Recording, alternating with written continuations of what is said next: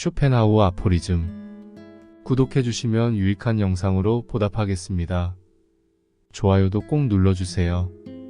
당신의 인생이 왜 힘들지 않아야 한다고 생각하십니까? 오직 질문을 통해서만 성장한다. 날마다 우리는 질문한다. 왜 사는가? 무엇을 위해 사는가? 가치 있는 삶이란 무엇인가? 앞으로 어떻게 살아야 하는가? 인간은 질문을 통해 살아가는 이유와 목적, 그 속에서 얻어지는 의미와 가치를 추구한다. 철학이란 인간이 살아가는 이유와 그 이유를 실현하기 위해 무엇을 해야 하는가에 대한 질문이다. 궁극적인 목표를 위해 어떻게 행동할 것인지를, 그 전에 궁극적인 목표가 과연 무엇인지를 자신에게 묻고 내리는 모든 행위가 철학이다. 산책의 동료는 고뇌로 족하다. 나는 늘 같은 시간에 산책하려고 노력한다. 산책은 직장과 마찬가지다. 매일 같은 시간에 출발해 같은 시간에 끝마치는 습관을 들여야 한다. 산책할 때는 생각할 것들을 챙겨간다. 어려운 과제들을 가져가는 것이다. 그래서 동행을 두지 않는다.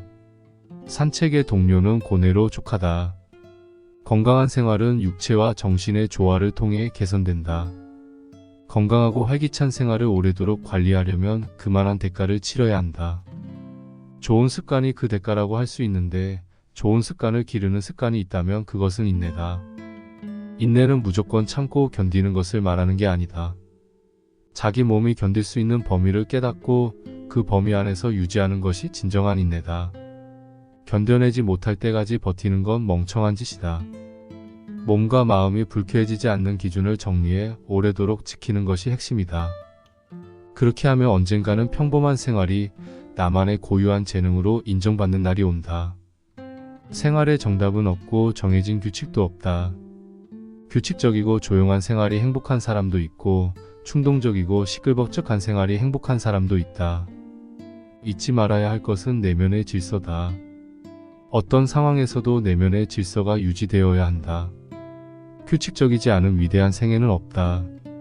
시류에 따라 전염병처럼 유행하는 악습에 굴하지 않고 자신에게 적절히 어울리는 규칙을 정해놓고 인내라는 재능을 발휘하여 습관화한다. 그렇게 일생에 걸쳐 긴 시간이 흐르는 사이 남들과 비교되지 않는 자기만의 위대한 삶이 쌓여간다. 남들과 다른 옷을 입고 다른 말을 하고 법을 어기고 정부를 무시한다고 해서 특별해지는 것은 아니다. 특별함은 눈에 잘 보이지 않는 법이다. 남들이 보지 못하는 은밀하고 개인적인 일상 속에서만 특별함이 갖춰지는 것이다. 나만 힘들고 나만 피곤하고 나만 희생당한다는 생각. 거리에 나가면 우울하다는 말을 입버릇처럼 되뇌는 자들이 발에 치인다. 정신과 의사들은 우울이야말로 가장 현대적인 질병이라고 정의한다. 그리고 인간의 정신이 오늘날과 같이 우울해진 근본적인 원인은 기술의 발달 때문이다. 기술은 인간의 정신을 나약하게 만든다. 기술과 산업이 발달할수록 인간의 삶은 외형적으로 더욱 편리해지지만 안락한 삶에 도취된 인간은 눈앞에 어떤 문제가 나타났을 때 이성적 고뇌로 치열하게 싸워 극복하기보다는 이미 만들어진 도구를 사서 해결하려 한다. 현대의 우울함이 두려운 또 다른 이유는 그것이 특별한 증세를 보이지 않는다는 점이다. 우울의 덫에 빠져도 육체적으로는 힘든 일이 없다. 기술이 문명을 뒷받침해주고 있기 때문이다. 그래서 우울을 핑계로 얼마든지 나태해져도 그 게으름이 잘 드러나지 않는다. 또 우울하다는 변명으로 얼마든지 무감각해지는 것도 가능하다. 하지만 그렇게 우울함에 취해 있다간 얼마 지나지 않아 판단력이 흐려질 것이다. 이것은 하나의 불감증이며 이 단계에서는 사회적 인습 전반에 무기력해져 자기 생각과 감정만이 유일하게 옳다는 망상에 빠지게 된다. 이 세상에서 나만 외롭고 나만 힘들고 나만 피곤하고 나만 희생당한다는 망령에 사로잡히는 것이다. 우울의 망령에 완전히 정복당하고 나면 사람의 영혼에 오직 분노만이 남게 된다. 외로워서 화가 나고 피곤해서 화가 나고 남들이 행복해서 화가 나고 마침내 화만 나는 내가 싫어서 미칠 듯이 화가 난다. 그래서 그의 가슴 속에서 타오르는 분노를 가라앉힐 수만 있다면 이 세계 전부를 희생시켜도 값싸다는 논리에 봉착한다. 우울의 끝에서 열광이 태어나는 것이다. 오늘을 잊게 한 세계관이 마치 거짓인 양 모두를 위해 세상이 새롭게 창조되어야 한다는 열광이 산불처럼 번지다가 순식간에 잿더미가 되어 꺼져버린다. 왜냐하면 열광은 우울이라는 씨앗에서 발화된 톡초이기 때문이다. 그래서 걷잡을 수 없이 사회를 혼란으로 몰아가던 주장들이 별다른 이유 없이 열기가 사그라들고 또 별것도 아닌 사건에 광적인 집착이 일순간에 집중되어 세상이 혼란스러워지는 등 우울과 열광이 꼬리에 꼬리를 물고 서로를 잡아먹을 듯이 난립하게 된 것이다. 현명할수록 명예와 체면이 얼마나 가벼운 것인지를 안다. 명예와 체면. 기이하고 미개하며 우습기 짝이 없는 인생에서 가장 쓸모없는 규범. 그것들은 인간의 본성과도 거리가 멀고 본질과는 더더욱 가깝지 않으며 정상적인 인간관계에서는 절대로 파생될 수 없는 편견의 악습이다. 소크라테스는 항상 사람들과 논쟁을 벌였고 논쟁이 말싸움으로 번져 무식한 사람들에게 얻어맞는 일이 다반사였다. 한 번은 젊은 청년에게 발길질을 당했는데 그 광경을 보고 분노한 사람들이 법정에 고소하라고 소리치자 소크라테스는 망아지와 부딪혔다고 망아지를 고발하는 철학자가 어디 있는가? 라고 사람들을 만류했다. 하루는 그의 제자가 유명한 어느 철학자가 거짓으로 소크라테스를 음해한다고 알려주자 아니야, 그가 말하는 사람은 내가 아니야. 나는 그런 짓을 해본 적이 없는 걸 이렇게 무시했다고 한다. 현명할수록 명예와 체면이 얼마나 가벼운 것인지를 안다. 민주주의를 창시한 아테네 정치가들은 술 취한 시민들에게 썩은 채소를 얻어맞아도 옷을 빨면 그만이라며 부끄러워하지 않았다. 아테네의 정치가들은 억울하게 뺨을 맞아도 개나 고양이가 핥힌 것으로 생각했지 명예가 훼손됐다며 법정으로 사건을 끌고 가지 않았다. 사람이 체면을 중시하는 까닭은 내세울 인간성이 직분해서 얻은 명예 말고는 아무것도 없어서다. 존경받을 만한 행동을 할 자신이 없어 반대급부로 명예가 훼손됐다는 아집에 사로잡힌다. 명예훼손이라는 협박으로 타인에게 존경을 요구하는 것과 다름없다. 타인의 권리를 절대적으로 존중하는 세상이었다면 체면을 따지는 대신 신뢰를 이야기했을 것이다. 안타깝게도 지금 이 사회에서 명예란 남들이 인정해주지 않아 나 혼자 주장하는 권리, 타인에게 무시당하지 않기 위해 휘두르는 입속의 칼날, 증오하는 자들과 맞서 싸우는 위협의 명분으로 남용되는 중이다. 누구나 자신의 산에 오르기를 꿈꾼다. 등산의 기쁨은 정상을 정복했을 때일 것이다. 그러나 최상의 기쁨은 험준한 산을 기어 올라가는 순간에 있다. 길이 험할수록 가슴이 설렌다. 인생에서 고난이 사라졌다고 생각해보라. 그보다 삭막할 수는 없으리라. 산에 오르고 싶다면 남을 떠밀어서도 안 되고 자기 능력보다 무리해서도 안 된다. 정상을 바라보며 한눈 팔지 말고 묵묵히 걸음을 옮겨야 한다. 인생이 고달파지는 까닭은 경쟁적 성공이 행복의 근본 요소라고 믿었기 때문이다. 성공이라는 감정이 인생을 즐기는데 도움이 된다는 것을 나는 부정하지 않는다. 예를 들면 청년 시절 존재감이 미미했던 화가가 중년 이후 자기 재능을 인정받음으로써 행복해질 수가 있다. 누구의 도전이 가장 영광스러울까? 한 번도 실패하지 않고 산꼭대기에 오른 사람에게는 좌절이 없다. 그래서 영광도 없다. 반면에 실패할 때마다 조용히 그러나 힘차게 다시 일어선 사람에게는 영광이 주어진다. 그에게는 좌절을 떨치고 일어났다는 아무 상처가 새겨져 있으며 절망의 끝이 어디쯤인지를 알고 있는 눈동자가 있기 때문이다. 인생에서 가장 큰 고난은 우리가 얻고자 노력하지 않았다는 데 있다. 무언가를 얻기 위해 장애물을 뛰어넘거나 치우려고 하지 않았다는 데 있다. 그것이야말로 우리의 앞날을 가로막는 고난의 정체였다. 인내를 그대의 의복으로 삼아라. 의복을 벗고 다니는 것이 부끄러워지리라. 신념을 그대의 양식으로 삼아라. 신념을 잃은 인간처럼 불행한 인간은 없다. 실패하고 낙오하는 자들은 대개 참을성이 부족하거나 신념을 갖지 못하고 이리저리 흔들렸던 사람들이다. 시간이 언제나 우리를 기다려줄 것이라고 착각하지 말라.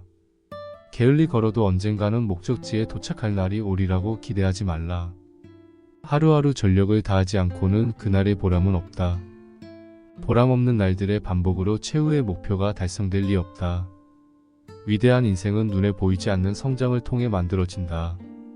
인생에서 죽음보다 확실한 것은 없다. 행복은 희생을 동반하기 마련이다. 상실 없이는 기쁨이 없고 절망 없이는 진리에 대한 감지도 없다. 고통과 쾌락은 서로 꼬리를 물고 있는 두 마리 뱀의 형상이다. 삶과 죽음도 그와 같아서 삶에 더없이 집착하는 자에게 죽음은 더 빨리 찾아오고 오히려 죽음을 기다리는 자에게 삶은 더욱 긴 시간을 펼쳐놓는다. 우리는 항상 죽음을 떠올려야 한다. 그것이 우리에게 삶이 허락된 이유임을 깨달아야 한다. 우리는 죽기 위해 태어난 자들이다. 우리가 할 수 있는 죽음의 준비는 오직 이것뿐이다. 더 나은 삶을 살려고 노력하는 것.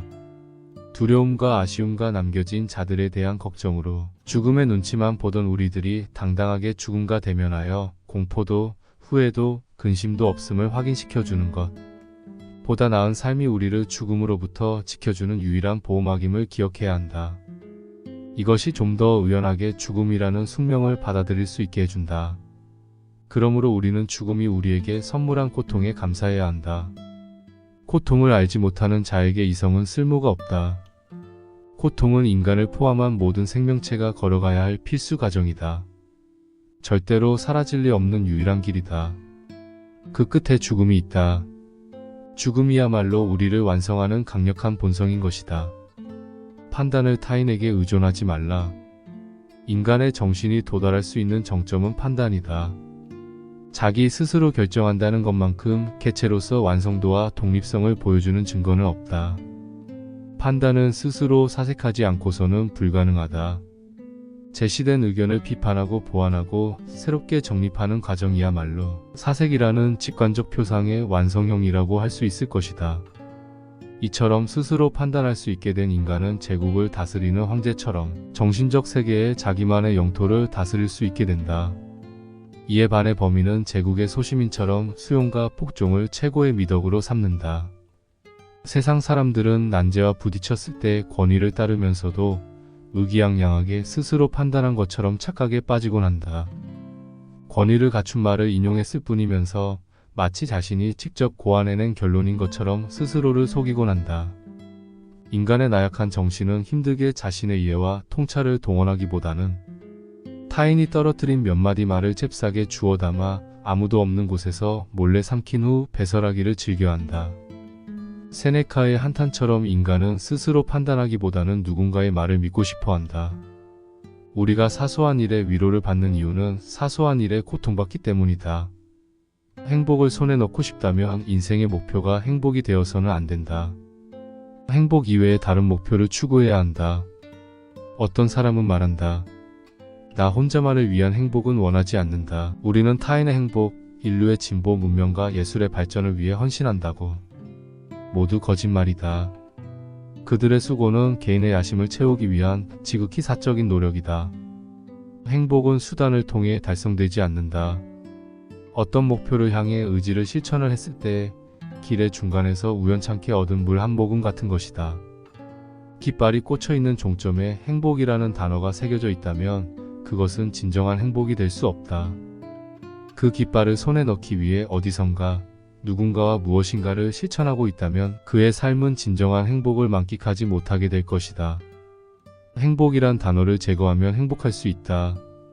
내가 청년들에게 해줄 수 있는 조건은 뭔가를 얻기보다는 뭔가를 제거하는 쪽으로 방향을 잡으라는 것이다. 돈을 벌어 부자가 되겠다는 생각을 버리고 가난하지 않겠다는 생각을 한다. 건강해지려는 욕심을 버리고 병에 걸리지 않겠다는 다짐을 한다. 즐겁게 놀기보다 욕을 먹거나 비난받지 않도록 한다. 이것은 다분히 현실적인 생활 수칙이다. 이 수칙들을 지킨다면 작지만 확실한 성과를 거둘 수 있다. 머릿속에서 행복이라는 단어를 제거하면 이 수칙들을 좀 더 쉽게 지킬 수 있다. 내가 좋아하는 프랑스 속담 중에 더 좋은 일은 정말 좋아하는 일의 적이다라는 말이 있다. 인생은 불행해지기는 쉬워도 행복해지기는 어렵다. 행복을 포기하는 것은 위선도 아니고 절망도 아니다. 가장 현명한 선택이다. 그 선택이 지혜의 시작이다. 인생의 지혜란 어떤 일을 만나더라도, 어떤 사람을 만나더라도, 어떤 상태가 되더라도 크게 놀라지 않고, 크게 실망하지도 않고, 크게 기뻐하지도 않는 중용의 미덕이다. 크게 실패해도 크게 실망하지 않는다. 크게 성공해도 크게 기뻐하지 않는다. 인생이라는 게 크게 휘둘릴 만한 가치가 없기 때문이다. 젊은 시절에 이렇듯 위선의 함정만 잘 피해 나가도 이른 나이에 삶을 통찰할 수 있게 될 것이다. 제대로 된 인생이 무엇인지는 사람마다 다르겠지만 편하게 살고 싶다면 일찌감치 위선의 가면을 벗어버리는 것이 좋다. 세상은 무대와 같아서 눈에 보이는 건 겉모습에 불과하다. 자신이 증오스러울 땐 자는 것이 최고다. 삶에 지쳐버렸을 땐 냉정한 반성이 불가능하다. 억지로 반성하려고 하면 필연적으로 우울이라는 덫에 걸려버린다. 지쳤을 땐 반성하는 것조차 피곤하다.